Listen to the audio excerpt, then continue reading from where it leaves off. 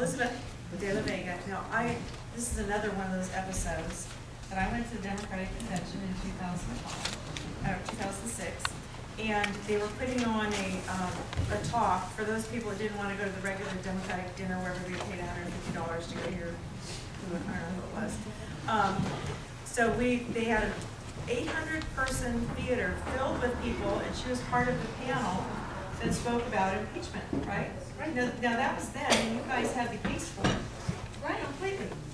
And what's happened?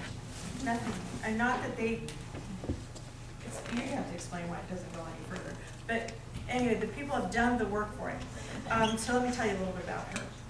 She's a veteran of the Justice Department. She's an attorney there who served under Presidents Reagan, Bush 1, Clinton, and Bush 2. She knows a little bit about service and about the law. She's a winner of numerous attorney generals and community awards, including the prestigious Director's Award for Superior Performance as an Assistant U.S. Attorney. She spent 21 years prosecuting violent gangsters and sophisticated white-collar criminals in both Minneapolis and San Jose, where she was branch chief and a member of an organized crime strike force. She has also lectured frequently in continuing legal education programs and taught law school courses in legal writing, trial skills, appellate, advocacy, and white-collar crime. Ms. de la Vega retired from federal employment in 2004, but she hasn't stopped working on behalf of the people of the United States. She simply moved from the courtroom to the computer, and using her expertise and passion for justice, she wrote about significant political and legal issues of the 21st century, presidential fraud, torture, civil liberties violations, and peace activism. Her incisive and inspiring pieces on these topics have appeared in a variety of print, and I'm sure you've all seen it, and you may not remember that, but you will have seen it because I've been checking out where her things have appeared, including the Los Angeles Times, Christian Science Monitor, Nation Magazine, Chicago Sun-Times, Mother Jones, Common Dreams, Tom Dispatch, Truth Out, and Alternate. She is the author of the New York Times best-selling book, United States vs. George W. Bush et al. She is a frequent guest on national talk shows like the Colbert Report. Well, but I saw it. I watched it the other day. It's on the computer. Randy Rhodes, I don't know what you're going to do. Where's she on right now? The Tom Hartman program, Amy Goodman, Democracy Now!, and the Tavis Smiley Show. So, and in speaking to her, to me, again, it's an honor, because this is someone that I was thinking about. Wouldn't it be nice to have her here? And when your name was mentioned, I thought, oh no, I wouldn't have her drive all the way here. And then David mentioned to it, and she said yes. And so she's a very incredible guest for us all to have. And now she can give us some really valuable information.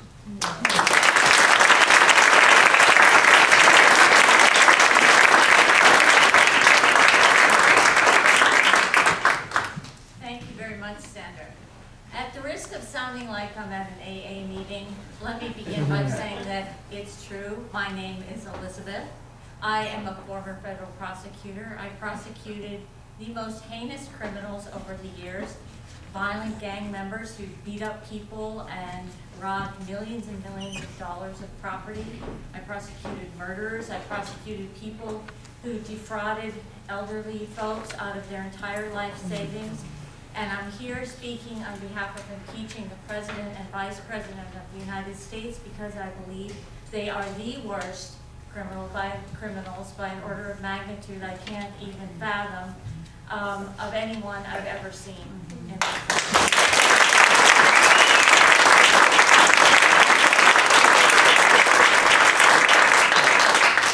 And I very much thank Sandra for inviting me and for David.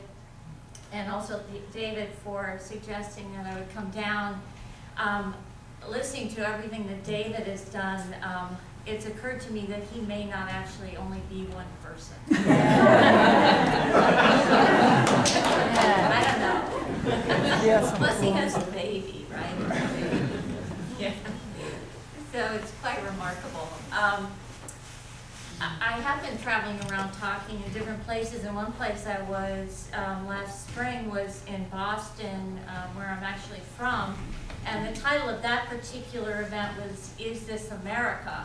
And when we landed and tried to drive around, my husband, who's a Californian, not used to driving in Boston, I don't know if any of you have tried to do that, kept saying to me, "Is this America?" But the gist of that question was not really about the driving, but rather, is this America, where we have been witnessing the decimation of our Constitution for years and years, particularly under the Bush administration, but actually I would venture to say it started before then. But over the last 8 years, of course, or 7 years, we have seen pretty much the dissipation of Congress. I'm not sure what they've been doing, and the judiciary is still kind of hanging in there, but it's dubious at times. And when I retired I took early retirement from the U.S. Attorney's Office in 2004, I decided to focus on just one aspect of the conduct that I had seen on the part of the president in leading up to the war. And like David, I used to talk about the various crimes in detail. I have laid it out in this book, and I've mentioned to some people, in the book I lay out the president and vice president and Condoleezza Rice and Powell and Rumsfeld conspiracy to defraud the United States leading up to the war. And the book does have an actual indictment in here. I have to say it is hypothetical, but it is very therapeutic. And some people like to keep it next to their bed. Just, make you feel better. But I don't think it's necessary for me to go over the case, except to say that what I do in this book is I analogize, or not analogize so much as explain the case in the context of the same law that applies to every fraud case everywhere. And in particular, I use the jury instructions. I don't know if any of you have been on a jury, but when you're on a jury, the judge tells you what the law is that you apply to the case, and I use the very same jury instructions that apply to the Enron fraud. And at the close of that case, Catherine Remler, who was the prosecutor, said, essentially, the bottom line is that the Enron employees and the investors and so forth were entitled to truthful and honest information about their decision making. There was not one set of facts for inside the boardroom at Enron and another set of facts for outside the boardroom at Enron. And the point I try to make in this book by laying out all the evidence is that the precise argument applies here. There's not one set of facts for inside the Oval Office and another set of facts for outside of the Oval Office. And regardless of what we have been brainwashed into accepting, we have a right to expect, not just morally and ethically, but we have a legal right to expect that when the president and the vice president and all of their many agents are trying to convince us in a way of convincing Congress to authorize the use of force, we have a right to expect truthful and honest information from them. And it's a crime if they fail to do that. And I don't need to go over the many different lies, but I do want to talk about 3 different aspects of the general fraud that really struck me when I was listening to the so-called debate. And this was in 2006 that I really was working on the book. And people were still saying things like, well, the president couldn't have lied because he didn't know anything. And he didn't know anything because he doesn't read anything. And even people who were critics of the president would say, well, that's true. Oh, okay, well, my bad. We shouldn't expect that. Well, the fact is that in a criminal case, defendants often say something along those lines. Like, I just relied on my underlings. And so I can't be held responsible. And juries are told that if someone's in a position of authority, they're trying to sell you life insurance, or they're trying to sell you an investment, or whatever it happens to be, or a war, they have an obligation to look into the facts behind what they're saying. If they don't, it's called a statement with reckless disregard for the truth, and that's equivalent to fraud. It's the very same thing. And another thing that people would say in this debate is, well, the president and the vice president believed in their hearts that there were weapons of mass destruction and that this was a good idea, you know, that kind of thing. Well, again, that is something that defendants often say about these scams, you know, investment scams or whatever. They say, well, you know, I thought it would all turn out okay in the end. And juries are told specifically, the fact that somebody subjectively believes that the outcome is going to be okay is not a defense if they lie to you along the way to get you to agree to it. So if you have, say, Paul Wolfowitz telling people in 2002 and thereafter, and many of them said this, but Wolfowitz saying, you know, well, there's definitely a connection between Iraq and Al-Qaeda, and then as I explain in the book, he actually is on record in memos, one of the other Downing Street memos that you didn't hear about too much, in March of 2002, saying to the people from Great Britain, well, do you know of any evidence that there's a relationship between Iraq and Al-Qaeda? He didn't even know. He was just saying it. And he was on the Laura Ingraham show later on, and she asked him, well, what did you think when you first found out there was no relationship between Iraq and Al-Qaeda? And he said, to tell you the truth, I didn't think there ever was. Oh. Yeah. And then the third thing that I kept hearing was, well, if the statement is literally true, then that can't be considered a lie. And, you know, that would be the kind of thing where the President in the State of the Union said, we have recently learned that the British have discovered that Iraq was trying to get uranium from Niger, or from Africa.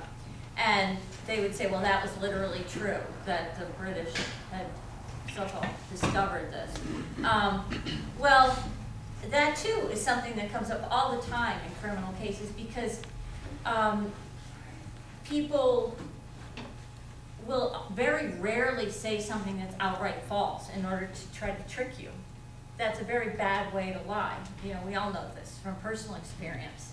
If you're trying, not that I've ever done such a thing, but if, hypothetically, as a teenager, I tried to tell my parents some cockamamie story, I wouldn't say, well, I was over at Susie's house to avoid getting caught, because they could just call Susie's parents, you know. And so that's a very bad way to lie. And the law specifically addresses that. The question is whether someone words something in a way that is trying to deceive. So nothing about all these things that you hear in the daily discussion about the fraud would actually hold up as defenses in a criminal case.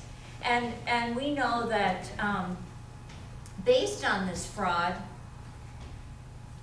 and the war that's not a war in Iraq, it's not a declared war, and then the other war that's not a war, which is the global war on terror, that the Bush administration has committed so many other crimes, including the illegal surveillance and illegal detentions.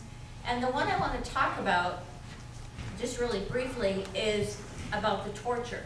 Because one thing that has become accepted wisdom about the torture is that the Bush administration has immunized itself from prosecution through the Military Commissions Act. Now, does everybody know about this idea and the general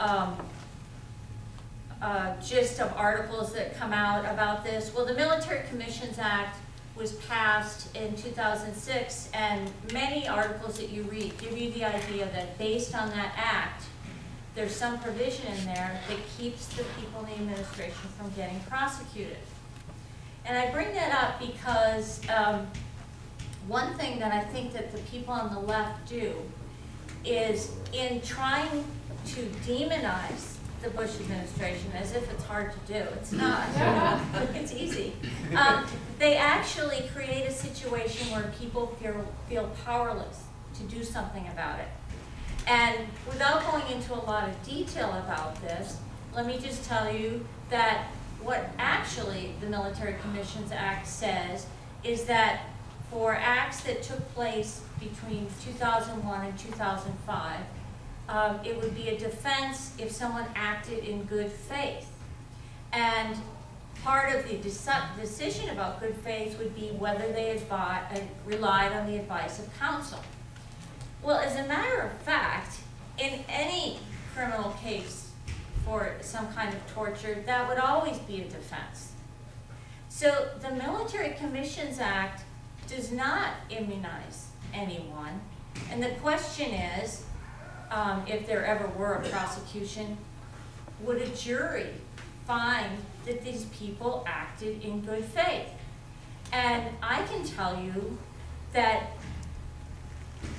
based on my experience as a prosecutor, when you lay out, and I'm talking about the actual torturers and even more so the people such as Bush and Cheney and this group that met together to try to pass this law and to write these memos to make it seem as if they were immunizing themselves. Somebody who looks at all that evidence, and this is what a jury would hear, they don't have to make a decision, well, is such and such an act of torture. Like, it's not like a checklist, you know, is waterboarding torture or stress positions torture. They would hear the whole course of conduct. And this is very, very important. They would hear that, pick somebody, Abu Zubaydah or something, was kept for 70 days. He was not allowed to sleep more than 2 hours at a time. He was doused with cold water and left outside. He was put in stress positions for hours at a time. He was bombarded with horrendous music. He was slapped and, you know, even worse. They would hear, and then finally waterboarded. They would hear the whole thing. So can you imagine any normal person hearing all of that and saying that, oh yes, the people who made the decision that this was okay were acting in good faith? No, they wouldn't. So the whole folly of what the administration has sought to do in writing these memos to try to get themselves off the hook is just exactly that. It's folly. Now,